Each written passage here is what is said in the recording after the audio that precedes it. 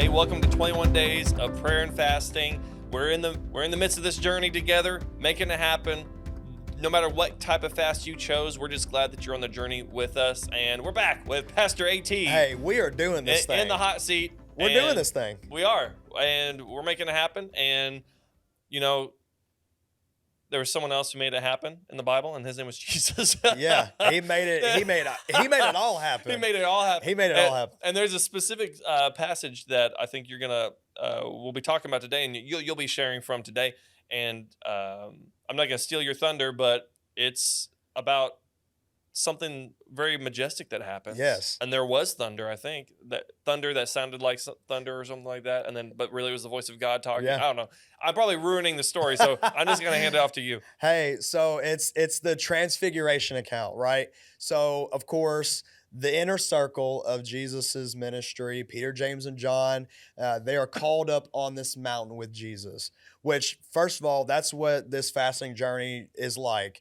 I mean, I don't know if you've ever climbed a mountain before, but I've climbed some mountains in my life, which you're a nimble guy, so of course you've climbed some mountains before. Yeah. It's not exactly easy, right? It's not exactly, you know. Yeah, you always overestimate your ability until you get like halfway up and you're like, this was a mistake. 100%. And I'm sure they didn't have like, a Bass Pro Shop, and I'm sure they didn't have all of those, nature outdoor stores to get some good boots and all that other stuff. So much like this fasting journey, they are going up on this mountain. They are going through this quest with Jesus. And of course, something incredible happens. Jesus, this man that they had been walking with, all of a sudden is glorious. There's like this shining light, and of course they were so terrified because not only is Jesus up on the mountain with them, but Elijah and Moses shows up. Yeah. Now, I don't know about you, but I'd be freaked out a little bit, much like the disciples, because hey, those two guys, they're dead. Yeah. And they're sitting right here talking with us now. Well, it's always interesting. I know that they probably knew after the fact, but I wonder how they introduced themselves, because they probably wouldn't have known like initially who it was. So right. Did they show up and be like, "Hey, I'm Moses"? I right. don't know. I don't know if they had like a little name tag, like heavenly name tag. I'm sure that I'm sure they didn't have that. But I mean, maybe they just had an inner revelation of just who these men were. And of course, they were frantic. And so they were terrified because, I mean, of course, this Jesus they had just been walking with, now he is just, completely illuminated by the glory, by the presence. And of course, now they see two men that, they had read about, that they had heard about, all of the different things that God had used these people to do. And they're just like, let's build a monument for them. Let's build a tabernacle for them, right? But in this moment, there's a voice from heaven that says, follow what this man does. And all of a sudden, Moses and Elijah, they disappear. They're gone.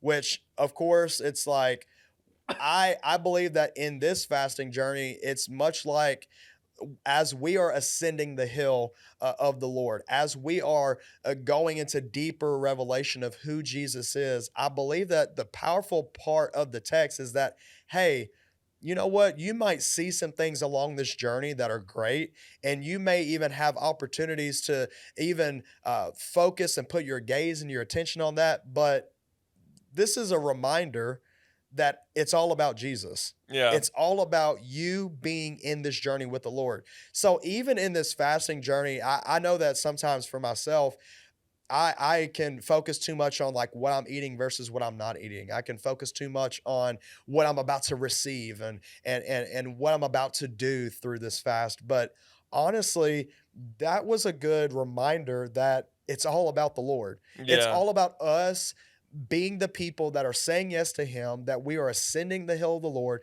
with clean hands, with pure hearts, and with hungry spirits to see a new side of who he is, not just of what we're going to get along the journey, which the blessings, they're going to be great. The blessings are going to be great, but it's all about him. Yeah. And I think that also takes some of the pressure off when you're fasting, because, and I think we may have talked about it in another Devo, but sometimes you can put a lot of pressure on yourself to have something happen in a fast. And you can put so much pressure that you get yourself in this weird mindset when you, like, this is a good reminder, just take a step back.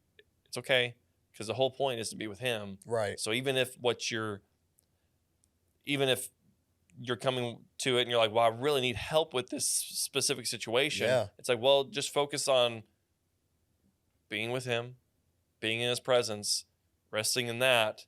Everything else is going to take care of itself. But just like the transfiguration story, like the whole point is that you're with him, King of Kings, Lord of Lords. Everything else is kind of really secondary and small compared to that. And so it'll be taken care of. Yes, I mean, making a spot for the Lord in your spirit, in your heart, and through your body during the fast is sometimes all that you need to do. I Yeah. mean, now don't get me wrong, like we're going to work hard, we're going to be people that achieve, we're going to be people that build, we're going to be people that go after it. But there are some times that the Lord wants to grace you with just his presence. There are times that the Lord is just saying, "Hey, I am showing you right now, right before your very eyes, all that you need to see."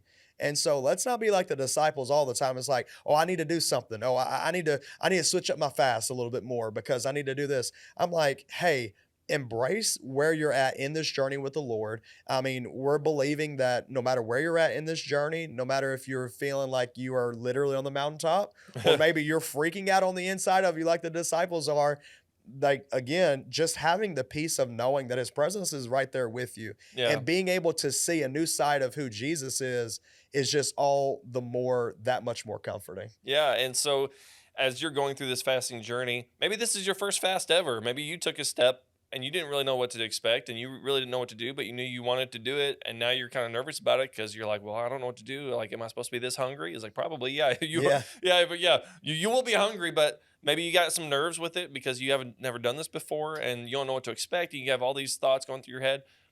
This is a great reminder to just rest in the Lord, be with him, focus on that, and try not to focus on anything else as you're going through this fasting time. Thank you, Pastor AT. This was great. Absolutely. And a good reminder that we just need to be with the Lord, focused on that during this fasting season, and let the Lord take care of the rest. So we hope that this fasting journey goes well for you, and we're praying for you. And if you need help, reach out to us. We'll see you next time.